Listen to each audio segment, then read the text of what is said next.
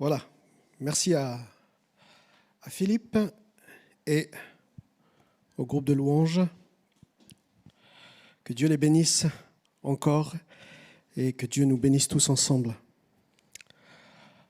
Voilà, nous allons ouvrir ensemble la parole de Dieu et je vais partager avec vous une pensée que le Seigneur a mise sur mon cœur.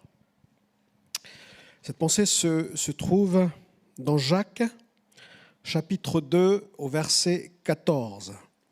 Voilà, Jacques, chapitre 2, verset 14. Je salue bien évidemment chacun et chacune d'entre vous, toute l'Église, ceux qui sont connectés comme ailleurs, ici comme ailleurs. Que Dieu vous bénisse en espérant que la parole de Dieu puisse nous aider à marcher, à aller plus loin avec Dieu. Jacques 2, verset 14. « Mes frères, on peut rajouter les sœurs, que sert-il à quelqu'un de dire qu'il a la foi, s'il n'a pas les œuvres? La foi peut-elle le sauver, cette foi-là?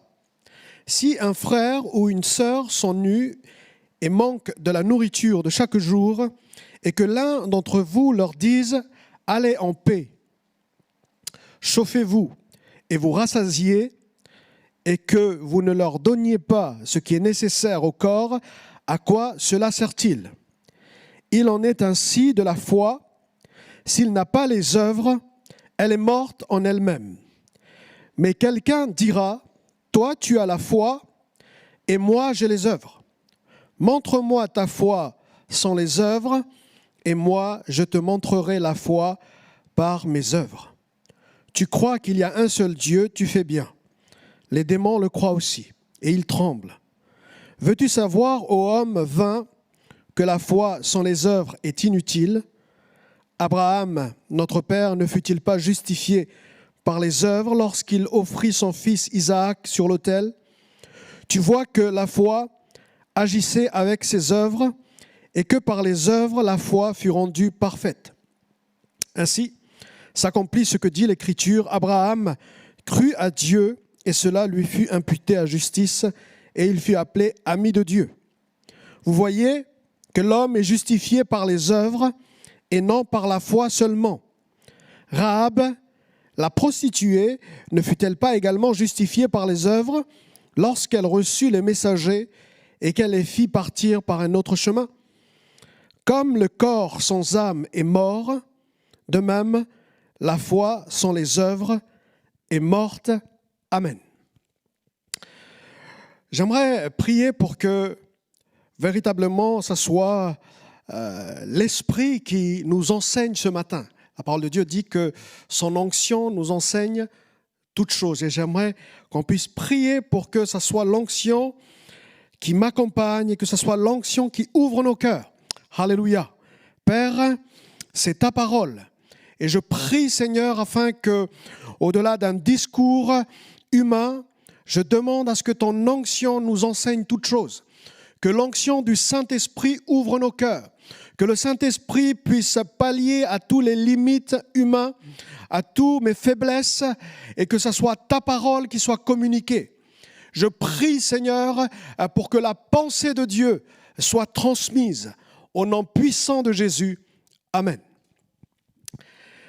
Le titre que j'ai voulu mettre à cette méditation ce matin, c'est le plaidoyer de Jacques, l'apôtre, le plaidoyer de Jacques pour une foi vivante. Jacques plaide pour que notre foi, à nous aujourd'hui, 2000 ans plus tard, ou 2500 ans plus tard, il plaide pour que notre foi soit vivante. Et je crois, frères et sœurs, que si nous nous disons croyants ou chrétiens, eh bien, il faut aussi que notre foi ne soit pas juste des dires. Sinon, c'est une foi morte.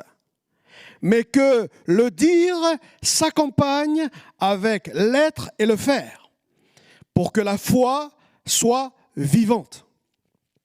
Mais avant de nous plonger dans ce thème, avant d'entendre le plaidoirie de Jacques pour avoir une foi vivante, j'aimerais qu'on puisse parler d'un autre apôtre qui s'appelle l'apôtre Paul, qui va dire quelque chose qui sonne le contraire. Mais on va s'expliquer, enfin on va laisser Paul nous l'expliquer. Romains 10, 17 nous dit, l'apôtre Paul écrit, « La foi vient de ce qu'on entend, et ce qu'on entend vient de la parole de Christ. » Romains 10, 17, on connaît bien ce texte. Cette parole de Paul est importante. Paul dit, la foi vient de ce qu'on entend. Ça veut dire que la véritable foi, la foi chrétienne que Paul décrit, ne sort pas de l'être humain. Elle vient dans l'être humain. Elle vient de ce qu'on entend et elle vient d'où? Elle vient de la parole de Jésus-Christ. C'est sûr que Hébreux chapitre 11 nous dit que la foi, c'est l'assurance des choses qu'on espère et la démonstration de celles qu'on ne voit pas. On a l'impression que la foi, ça pourrait ressembler à un effort humain, une conviction humaine. Mais Paul dit que la foi vient de ce qu'on entend. La foi nous est transmise par la parole de Jésus-Christ. On parle bien évidemment de la foi salutaire, de la foi qui sauve. La foi qui nous sauve du péché, la foi qui nous sauve de l'enfer, de la colère à venir.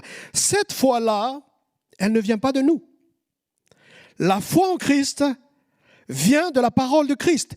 Bien évidemment, la foi en Christ s'est plantée dans notre cœur. Et du coup, comme cette foi s'est plantée dans notre cœur, elle va produire en nous, non seulement en nous, mais à l'extérieur de nous, des œuvres, du fruit. Et elle est vivante. Parce qu'elle vient de Christ, cette foi est vivante. Si cette foi ne vient pas de Christ, forcément, ça va être une foi soit au coma ou soit morte, parce qu'elle ne vient pas de la source de la vie. Et je pense qu'il est important de redéfinir la foi biblique dans ce sens-là, parce qu'il existe des foi entre guillemets, qui sont capables d'attribuer de la puissance à ce qu'on appelle Dieu, des petits dieux. Et du coup, au mieux, ça sera de la superstition, au pire, ça sera de l'idolâtrie. Ce n'est pas la foi que l'apôtre Paul définit. La foi biblique vient de la parole de Christ.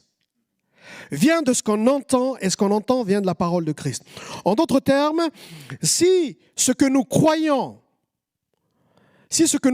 s'éloigne de la parole de Jésus-Christ, ce n'est pas la foi comme l'apôtre Paul le définit. Ce n'est pas la foi biblique. Ce n'est pas la foi qui sauve.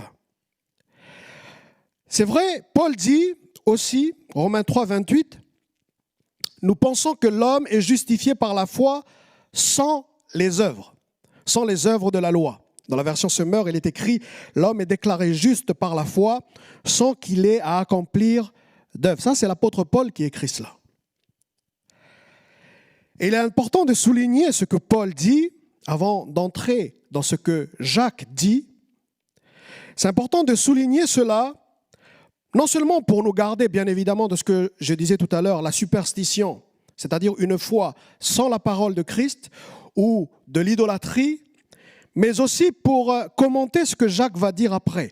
Parce qu'à la première lecture, je ne sais pas si vous êtes d'accord avec moi, mais on pourrait croire que Jacques contredit Paul. On pourrait entendre cela, parce que Jacques dit, vous voyez que l'homme est justifié, Jacques 2, 24, par les œuvres et non par la foi seulement. Et en plus, chose encore plus intéressante, Jacques prend le même exemple que Paul. Il prend l'exemple d'Abraham qui va offrir Isaac en sacrifice. Donc il prend le même exemple, mais il n'en tire pas la même conclusion. Mais les deux pensées se complètent, parce que la Bible, c'est la parole de Dieu et Dieu ne se contredit jamais. Qu'est-ce que les deux apôtres veulent dire? Quand Paul parle de la justification par la foi et non par les œuvres de la loi, Paul s'oppose à ceux qui pensent être justifiés par les œuvres de la loi, et Jacques prend à revers ceux qui pensent que la foi est dénuée d'obéissance ou de soumission à la loi de Christ, au commandement de Christ. Vous savez que Jésus a des commandements aussi. Je vous donne un commandement nouveau. Ça veut dire que la foi en Christ ne nous prive pas de l'obéissance à la parole de Christ. C'est ce que Jacques nous dit. Même si nous sommes sauvés par la foi, sans les œuvres de la loi, lorsque la foi en Christ s'est plantée dans notre cœur, automatiquement, les œuvres qu'est l'obéissance à la parole de Christ sortent de notre cœur. Paul dit que c'est orgueilleux de penser être sauvé par ses œuvres. Cela, nous sommes tous bien d'accord. Mais c'est faux de penser, et ça c'est Jacques qui le dit, que la foi est dénuée d'actions concrètes dans notre vie de tous les jours, telles que l'obéissance à la parole de Christ.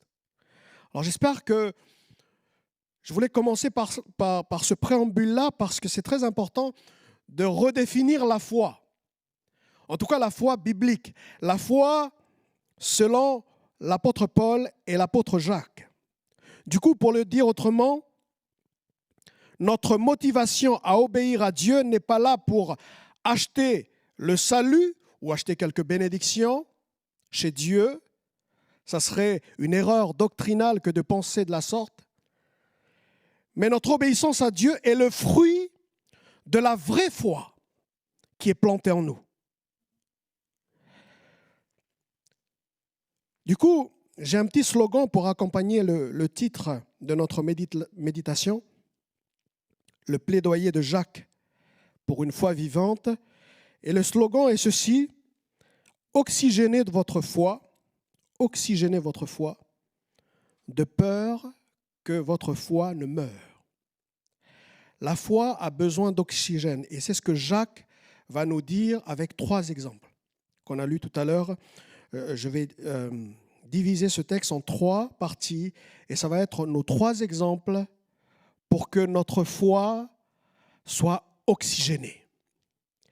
Si notre corps n'a plus de vie, notre corps est mort. Si notre corps n'a plus d'oxygène, notre corps va mourir. Eh bien, il en est ainsi aussi pour la foi. Pour un bon plaidoyer de la foi vivante, Jacques va nous définir d'abord ce qu'est, et du coup, ce qu'est une foi morte. Et du coup, on va prendre le contraire d'une foi morte.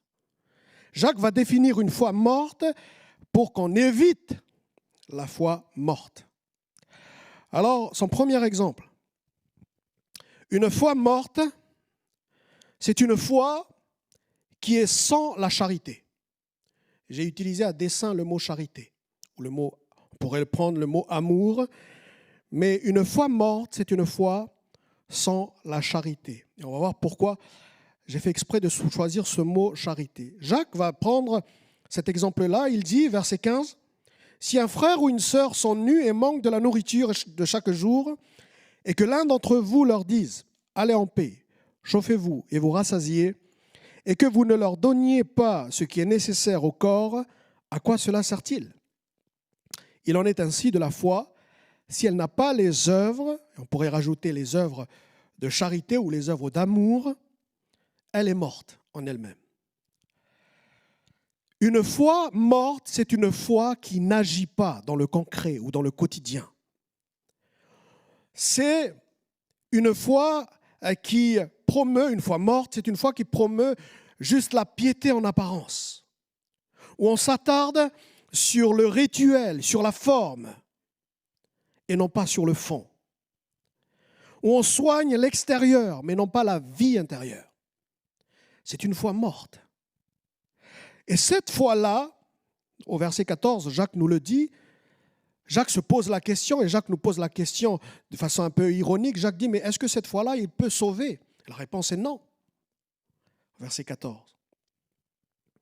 Parce que c'est une foi qui est morte. Nous sommes bien d'accord, il faut qu'on soit d'accord là-dessus. Une foi qui est morte ne sauve pas. Ne sauve pas l'âme, mais ne sauve pas non plus ceux qui entourent la personne. Quand un frère ou une sœur dit « Allez, chauffez-vous, que Dieu vous bénisse, rassasiez-vous » sans donner de quoi nourrir le corps, cette parole-là ne fournit rien à l'interlocuteur. Si je vois quelqu'un dans le besoin, mais et que moi, j'ai de quoi pourvoir à son besoin, mais si je lui dis juste, mais c'est bon, va te rassasier, sans lui donner ce dont il a besoin, eh bien, je ne lui fournis rien et je ne sers à rien. Et ma foi ne sert à rien. La foi morte ne fournit rien à la vie du croyant. Que ce soit en termes de salut comme en termes de bénédiction. Et je vais prendre un exemple un petit peu exagéré. Permettez-moi cet exemple un petit peu exagéré. C'est comme si Jésus nous dit, je te sauve, ou tu es sauvé, mais je ne paye pas le prix. C'est comme si Dieu nous dit que nous sommes sauvés, mais qu'il n'a pas payé le prix. Il n'y a pas l'action concrète qui suit derrière sa parole. L'apôtre Paul dit que Dieu non seulement nous a sauvés, mais Dieu prouve son amour envers nous lorsque nous étions encore des pécheurs, Christ est mort pour nous. Dieu n'a pas seulement dit, il l'a fait. Il le dit, il accomplit la parole qu'il dit. Et ça, c'est la foi vivante. C'est dire qu'on est croyant et qu'on aime par la suite. La charité chrétienne n'est pas là pour nous sauver. Ce n'est pas par nos œuvres. Mais la charité chrétienne, et je mets beaucoup de guillemets dans la charité chrétienne, parce qu'on peut dire l'amour, mais la charité chrétienne, ce sont bien évidemment des œuvres de compassion, des œuvres concrètes pour aider l'autre, pour servir le prochain, on va le voir. Mais c'est la preuve de la vivacité de la foi. En Jésus-Christ, ce n'est ni la circoncision ou la circoncision qui compte, nous dit l'apôtre Paul, c'est-à-dire des rites extérieurs, mais c'est la foi qui est agissante par la charité. Galates chapitre 4 et 5. Galates chapitre 5. La foi n'est donc pas qu'une question de théologie ou de dogme ou de rite, encore moins. Mais elle est une question d'amour. La foi agissante par la charité. Galates 5, verset 6.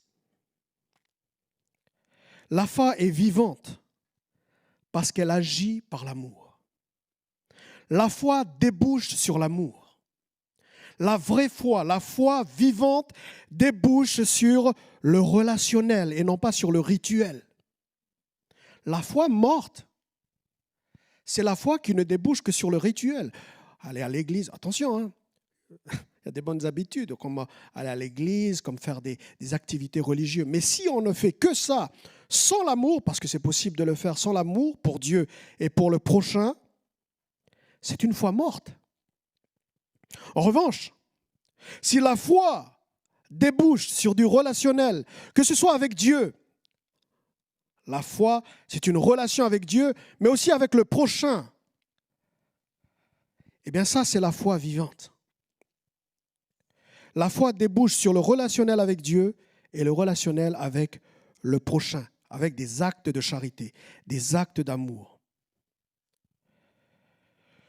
Une religion où le rituel a pris le dessus sur le relationnel, c'est-à-dire ma piété avec Dieu, et sur l'amour ou la charité, la piété, la relation avec les autres, une religion où le rituel a pris le dessus sur le relationnel, eh bien c'est tout sauf de la foi.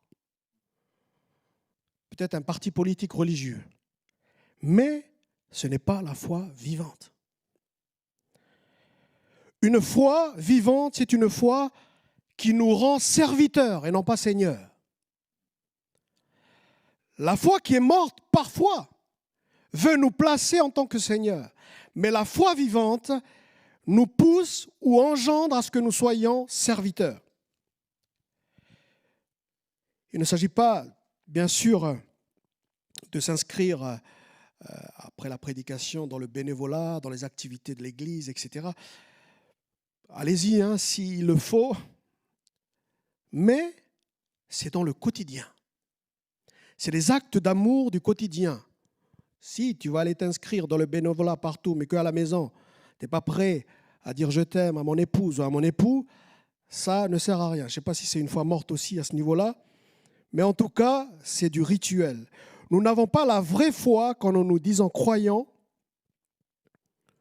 mais que nous nous comportons égoïstement comme la plupart des gens de notre société. Et ce n'est pas qu'un jugement que de dire cela. L'apôtre Paul dit que dans les derniers temps, les hommes seront égoïstes. C'est un constat qu'il fait. Et du coup, la société sera de plus en plus égoïste. Mais la foi vivante va résister à cette vague d'égoïsme. Et c'est pour ça que je dis que la foi vivante, c'est la foi qui nous rend serviteurs. Mon frère, ma sœur, si tu as la foi vivante, eh bien cela va se voir dans la vie de tous les jours que tu es un serviteur ou une servante. Service de ton prochain.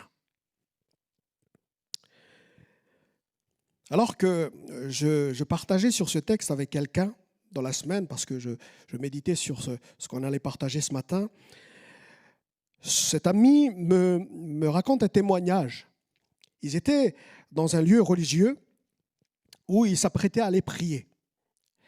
Et alors que ça a sonné pour aller prier, donc lui et un groupe de religieux s'apprêtaient à aller prier dans un autre lieu, et voilà que quelqu'un sonne à la porte. Et mon ami se hâte à aller ouvrir la porte, mais le responsable de ce groupe religieux, le responsable, il dit, mais non, on va aller prier. Il dit, mais il y a quelqu'un qui sonne, peut-être qu'il a besoin de quelque chose. Et évidemment, il s'est avéré que c'était une personne qui était dans le besoin. Et le responsable lui dit, mais non, on va aller prier, Dieu premier servi, lui dit-il. Dieu premier servi. Et mon ami de lui répondre, mais peut-être que Dieu, il est dehors en train de frapper. Peut-être que c'est Dieu qui est dehors en train de frapper. Et là, bien évidemment, mon ami a ouvert la porte et c'était quelqu'un qui est dans le besoin. Alors qu'on aurait cru que la religion, c'est seulement les rites extérieurs ou la forme extérieure, la véritable religion, ou en tout cas la religion où il y a la foi vivante, c'est la religion qui nous rend serviteurs du prochain, qui est dans le besoin. Matthieu 25, vous connaissez cette image que Jésus a prise, cette image forte. J'étais nu, Jésus, et vous m'avez vêtu. J'étais en prison, et vous êtes venu me visiter. J'étais malade, et vous êtes venu me rendre visite. Et là, les disciples vont dire, mais Seigneur, nous ne t'avons pas vu nu, encore moins en prison, encore moins malade. Mais à l'un de ces plus petits de mes frères, c'est à moi que vous l'avez fait. C'est-à-dire, la foi vivante nous rend serviteurs. Est-ce que nous sommes au service des gens qui sont dans le besoin? Voilà le premier plaidoyer de Jacques pour une foi vivante. Amen. Ensuite, le deuxième exemple que Jacques nous prend pour une foi vivante, d'abord il définit ce qu'est la foi morte. Une foi morte, c'est une foi qui n'obéit pas à tout prix à la parole de Dieu. Et du coup, la foi vivante, c'est une foi qui obéit à tout prix, et je souligne cette expression à tout prix, à la parole de Dieu, parce qu'il va prendre l'exemple, je dirais, assez marquant d'Abraham qui va offrir Isaac, son fils, et Dieu dit, son unique, celui que tu aimes. Tu crois qu'il y a un seul Dieu, verset 19, tu fais bien. Les démons le croient aussi et ils tremblent. Veux-tu savoir, ô homme vain, que la foi sans les œuvres est inutile? Abraham, notre père, ne fut-il pas justifié par les œuvres lorsqu'il, ou au moment où il offrit son fils Isaac? C'est-à-dire, à ce moment-là, il fut justifié. Tu vois que la foi agissait avec ses œuvres et que par les œuvres, la foi fut rendue parfaite. Verset 22. Ainsi s'accomplit ce que dit l'Écriture, Abraham crut à Dieu et cela lui fut imputé à justice. Et il fut appelé ami de Dieu. Vous voyez que l'homme est justifié par les œuvres et non par la foi seulement. Jacques n'a pas choisi n'importe quel exemple. Il s'agit non seulement d'Abraham, notre père, le père de la foi. Dans Romains chapitre 4, Paul explique cela, qu'Abraham c'est notre père dans la foi. Mais il prend particulièrement un épisode de la vie d'Abraham qui, j'imagine, n'a pas été simple pour lui. Ce récit se trouve dans Genèse chapitre 22. Et je lis pour vous juste le verset 1er. Genèse 22, verset 1er. Dieu mit Abraham à l'épreuve. Donc il n'y a pas de suspense dans ce film-là. C'est Dieu va mettre, dans cet épisode-là, Dieu va mettre Abraham à l'épreuve. Nous, on le sait, mais Abraham ne le sait pas. En tout cas, il ne le savait pas à ce moment-là. Et au verset 12, lorsque l'ange de l'Éternel va arrêter Abraham, alors qu'il s'apprêtait à sacrifier son fils. Verset 12, l'ange dit, l'ange de l'Éternel, n'avance pas ta main sur l'enfant et ne lui fais rien, car je sais maintenant que tu crains Dieu et que tu ne m'as pas refusé. J'ai souligné cette expression. Tu ne m'as pas refusé ton fils, ton unique. Tu ne m'as pas refusé. Dieu dit, tu ne m'as rien refusé. La foi vivante est une foi qui parfois nous coûte. Lorsque Dieu nous demande et que nous ne refusons pas. Certains d'entre nous, certains de nos frères et sœurs, vivent aujourd'hui le prix de cette foi. On les a appelés l'Église persécutée. Mais nous sommes une seule Église, donc forcément, nous ressentons ce que nos frères vivent quand ils sont persécutés. Donc certains d'entre nous vivent déjà le prix de cette foi.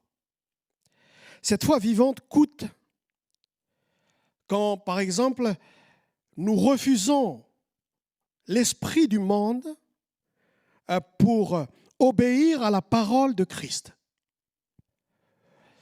Il est écrit de Moïse, dans Hébreux chapitre 11, qu'il a refusé les trésors de l'Égypte pour accepter l'opprobre de Christ. C'est quand Jésus va dire, si quelqu'un me suit, qu'il renonce à lui-même, qu'il se charge chaque jour de sa croix et qu'il me suive. Luc 9, 23. Qu'il me suive. Mais c'est lui qui décide de prendre la croix. C'est lui qui décide de renoncer à lui-même. Ce n'est pas Jésus qui l'impose. Et la foi vivante coûte ça. La foi vivante, ça coûte. La foi morte, ça ne coûte rien. Ça ne coûte rien de croire quand on a une foi morte. Mais la foi vivante, ça peut coûter. Et Jésus va dire, si quelqu'un veut être mon disciple et qu'il n'est pas prêt à renoncer à sa propre vie, ne peut pas être mon disciple ou n'est pas digne de moi. La foi vivante coûte. La foi vivante coûte quand nous acceptons aussi, Romains 4, de croire contre toute espérance. C'est-à-dire de croire quand bien même nos raisonnements et notre entourage nous disent qu'il ne faut plus croire. Des fois, ça coûte aussi de croire quand il y a des vents contraires à cette foi-là que nous avons. Ça coûte de croire quand il y a les moqueries. Ça coûte de croire en Dieu quand on traverse l'épreuve, quand on traverse le deuil, quand ça coûte d'espérer encore. Abraham et Sarah ne pouvaient pas avoir d'enfants. Eh bien, ça coûte de continuer à espérer même dans ces moments-là.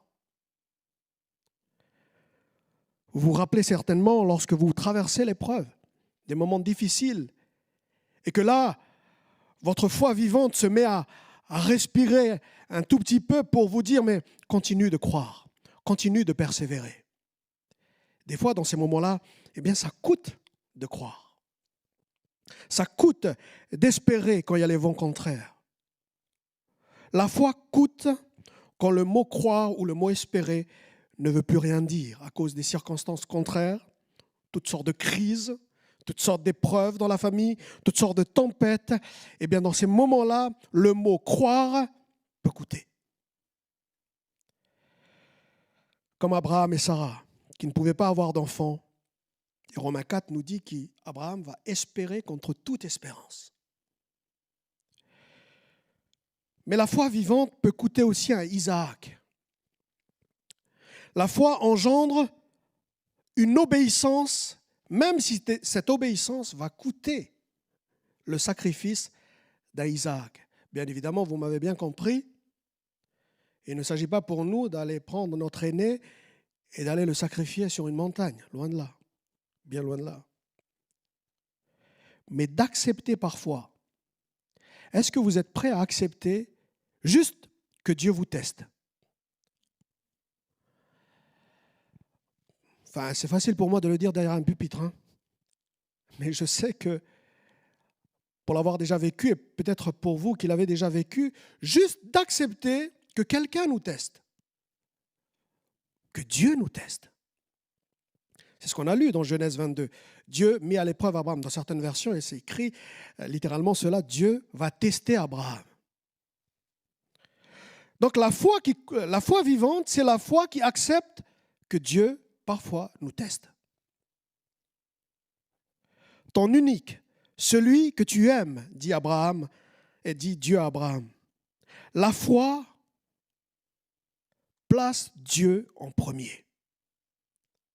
La foi chrétienne place Jésus-Christ en premier. Et c'est Jésus qui a dit, Matthieu chapitre 10, « Si quelqu'un aime son père, sa mère, sa femme, ses enfants, plus que moi, n'est pas digne de moi. » Est-ce que Jésus nous demande de haïr nos proches? Loin de là, bien évidemment, mais la foi vivante place Jésus en premier. Et quand je rappelle ce Matthieu chapitre 10, si vous lisez bien ce chapitre, c'est dans un contexte de persécution. Jésus fait une projection prophétique sur ce qui pourrait se passer dans certaines familles dans une période de persécution où les enfants vont trahir les parents, où des frères vont trahir d'autres frères, etc. Et dans cette circonstance-là, il nous faut placer l'amour pour Dieu en premier. Et là-dessus, la foi peut coûter. La foi vivante coûte aussi à ce niveau-là. Parce que c'est la vraie foi. Jésus n'est pas égoïste, et bien loin de là. Mais l'amour pour Dieu, la foi vivante place l'amour pour Dieu en priorité. Et du coup, l'obéissance à sa parole. Parce que Jésus dit que si quelqu'un m'aime, il gardera ma parole. Si quelqu'un m'aime, il gardera ma parole. Notre amour pour Dieu à tout prix,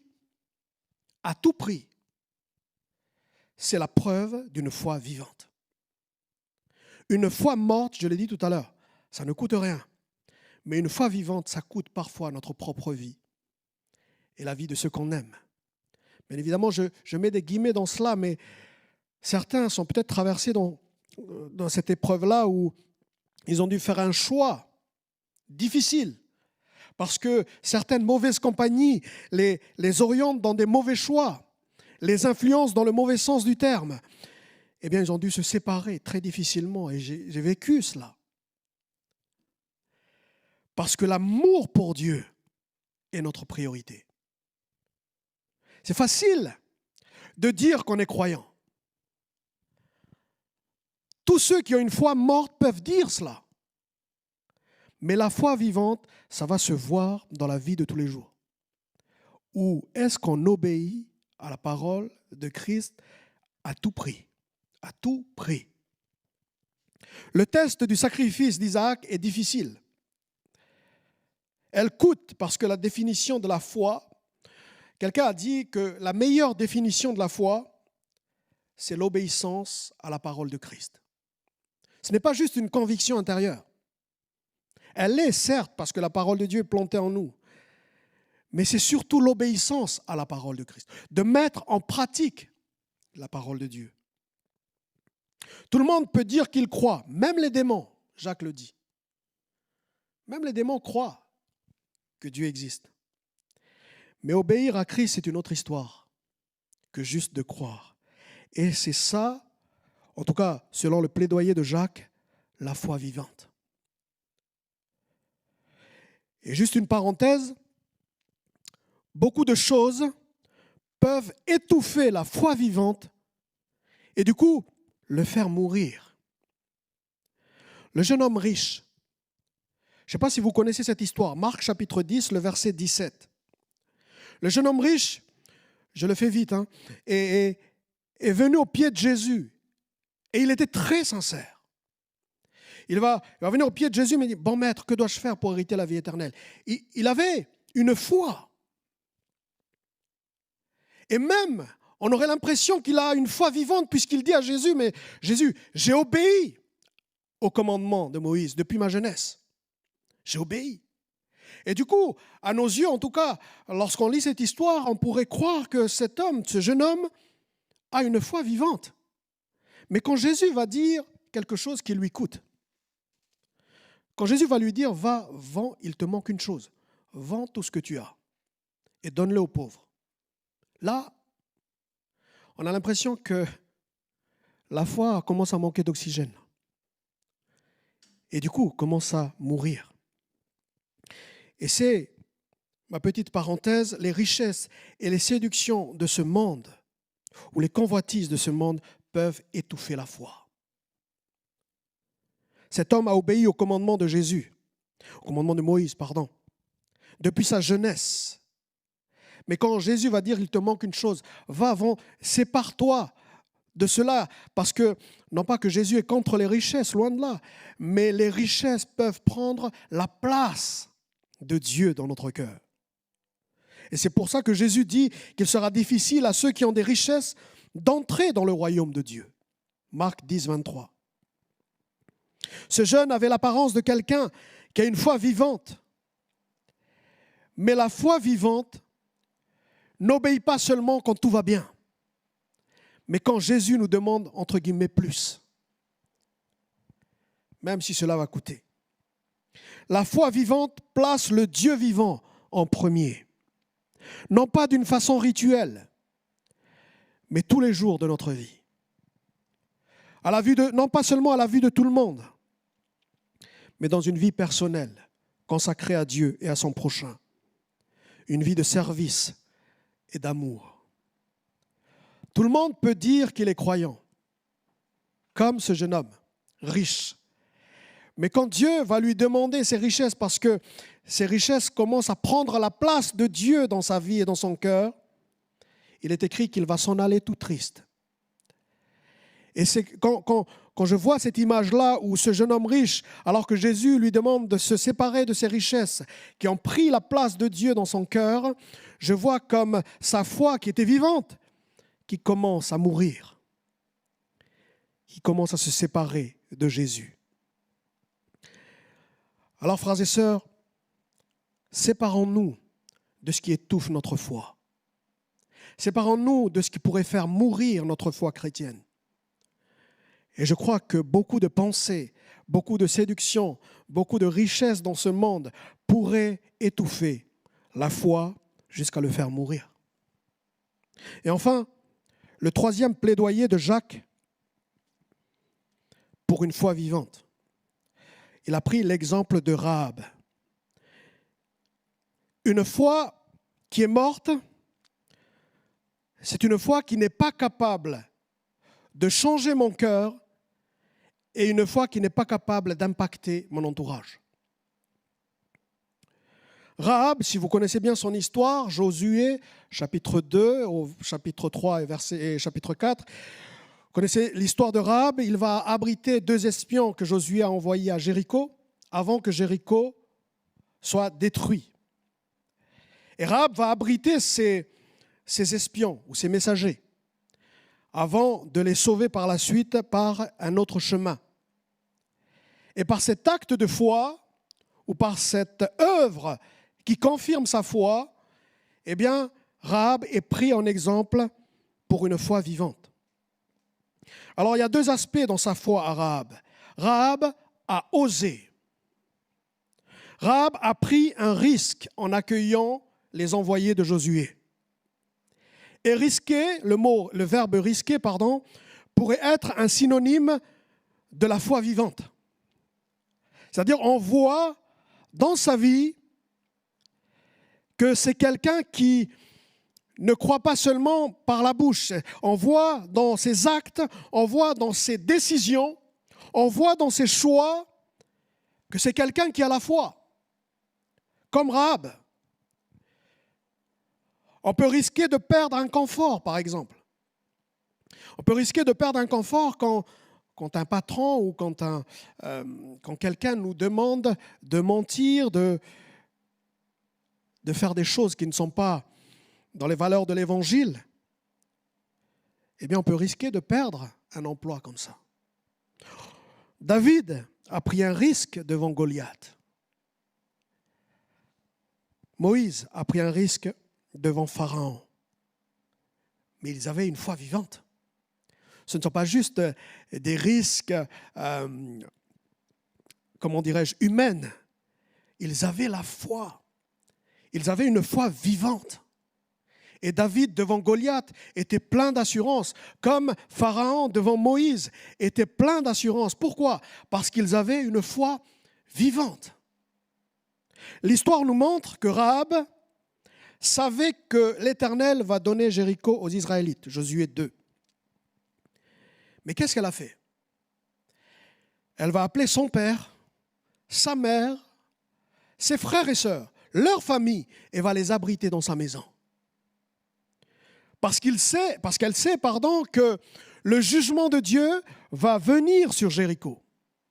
Et la seule maison, lorsque Jéricho est tombé, la seule maison qui est restée, c'était la maison de Rahab. Parce que Rahab va prendre un risque. Alors, qu'est-ce que l'exemple de Rahab nous dit ? La foi vivante, n'est pas gouvernée par les circonstances ou ne dépend pas des circonstances. Mais la foi vivante, elle est capable de changer les choses, de changer les circonstances. Par son acte de foi, Rahab a changé non seulement sa destinée à elle était prostituée, mais la destinée de sa famille. Rahab la prostituée, c'est comme ça que Jacques l'a décrit en plus. Rahab la prostituée, et histoire incroyable, Rahab est devenue l'ancêtre de David et du coup, dans le même temps, l'ancêtre du Messie lui-même, Jésus. Rahab la prostituée, dit Jacques. Celle-ci était certainement rejetée par sa famille puisqu'elle avait sa propre maison. Il y avait son père, sa mère, etc. Et normalement, une femme seule, en tout cas à cette époque-là, habite avec ses parents. Mais là, elle avait sa propre maison parce qu'elle avait un métier qui n'est pas très catholique, quoi. Et du coup, elle était seule. Mais cette prostituée, cette Rahab, à l'écoute de la parole de Dieu, en tout cas à l'écoute du jugement à venir, qu'allait venir sur son pays, par son acte, elle a changé les choses. Par son acte de foi, parce que sa foi était vivante, elle n'est pas celle qui a subi les choses, mais elle est celle qui va changer le cours de la destinée de sa famille. La foi morte, je ne peux pas trop bouger, d'habitude, c'est pas grave. La foi morte, écoutez bien, accepte une certaine fatalité. Mais la foi vivante ne se résigne pas à certaines choses, même si certaines choses paraissent irréversibles. Et je ne sais pas si vous vous rappelez de l'histoire de la femme syrophénicienne.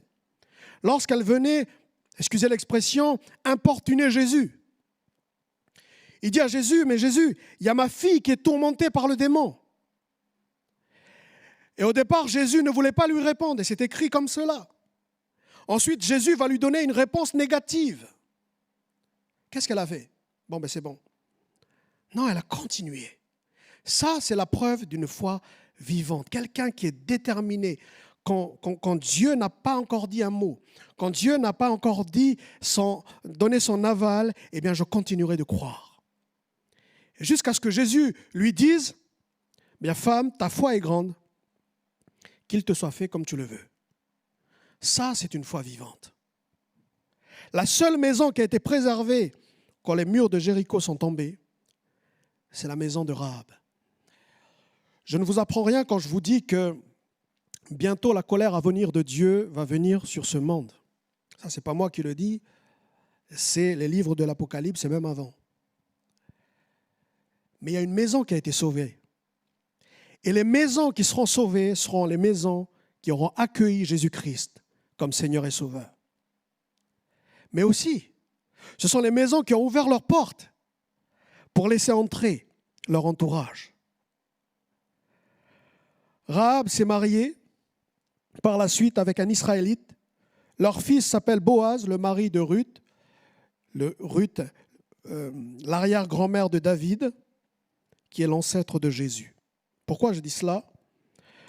Parce que la foi vivante est celle qui est capable de changer le cours d'un destin. Un destin qu'on nous a peut-être placardé à cause du métier qu'on fait. Un destin qu'on nous a peut-être placardé à cause de la famille d'où je viens. Un destin qu'on nous a peut-être placardé à cause des parents, de la réputation des parents, de la réputation de la famille. Et du coup, je ne miserai pas grand-chose pour lui, pour elle, pour Rahab. Mais par son acte de foi et parce que sa foi est vivante, eh bien, elle a changé le cours des choses. Que votre cœur ne se trouble point.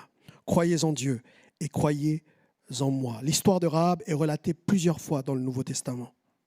Et Rahab, c'est l'histoire de chacun de nous. Rahab nous montre que la foi n'est pas juste quelque chose qu'on ajoute à notre vie. L'apôtre Paul écrit que le juste vivra par sa foi. En fait, Rahab nous montre que la foi change radicalement notre vie.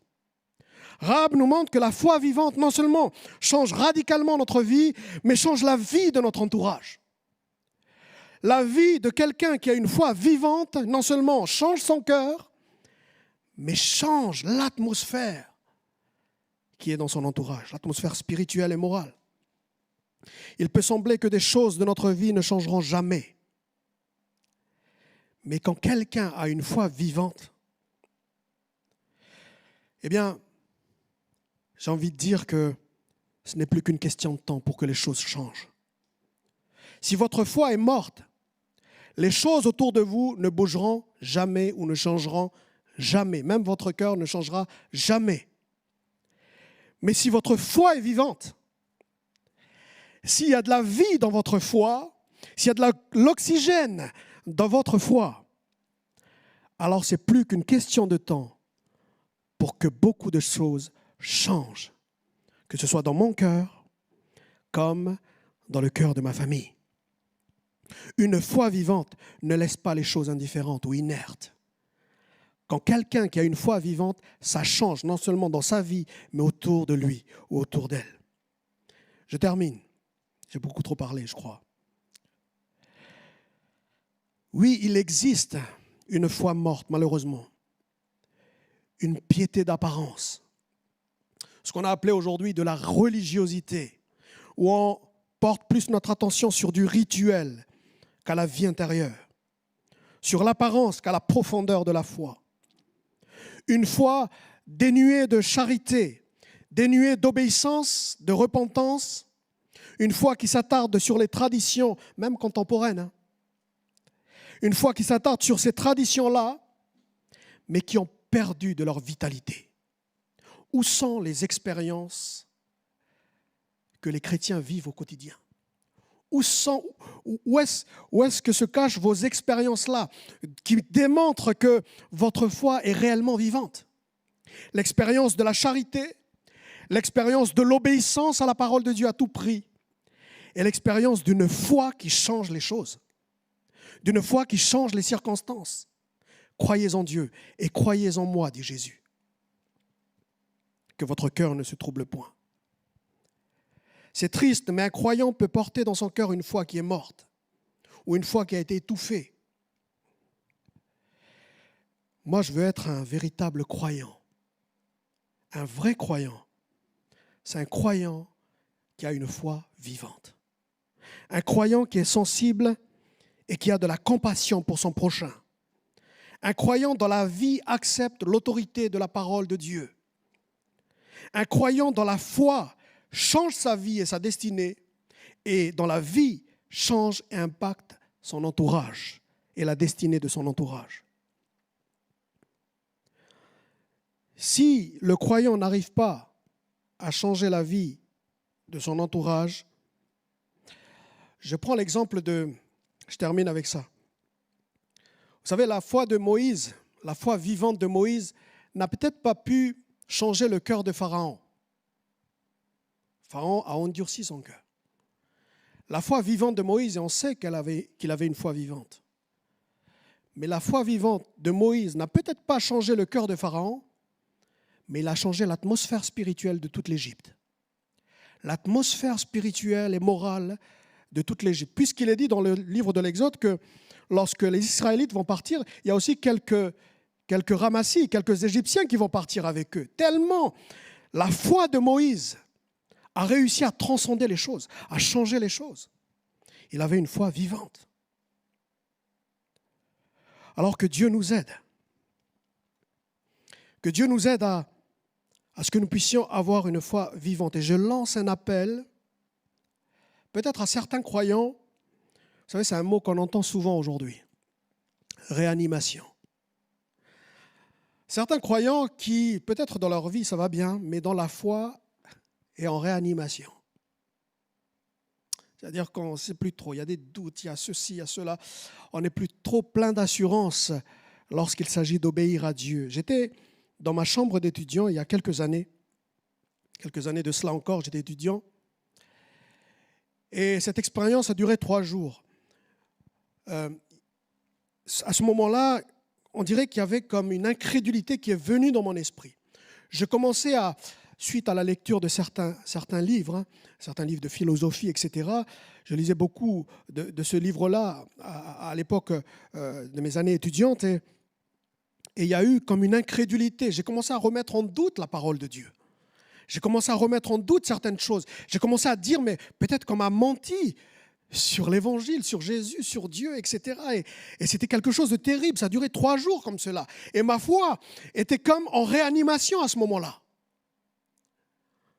Il n'y avait plus d'oxygène parce que je commençais à remettre en doute tout ce qu'on m'avait raconté sur la Bible, sur Dieu, etc. Je vous assure, ce n'était pas une expérience facile. Et j'avais besoin d'une chose, d'entendre la voix de Jésus-Christ.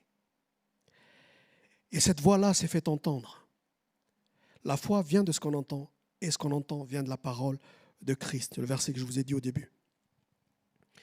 Et dans cette période-là, j'ai entendu la voix de Dieu qui m'a tellement rassuré. Et cette voix-là, elle est venue au choc spirituel. Vous savez, quand on est en réanimation, il y a les machines pour nous ranimer un petit peu l'oxygène, nous redonner cela, un électrochoc.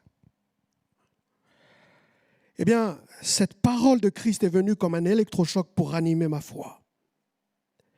Eh bien, que Dieu ce matin a peut-être ces croyants-là.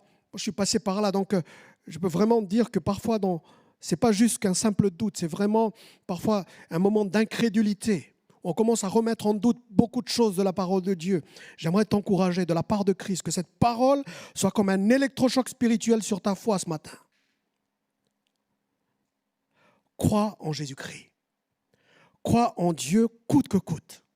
Crois en lui, que ta foi soit ranimée ce matin. Qu'est-ce qu'une église vivante ?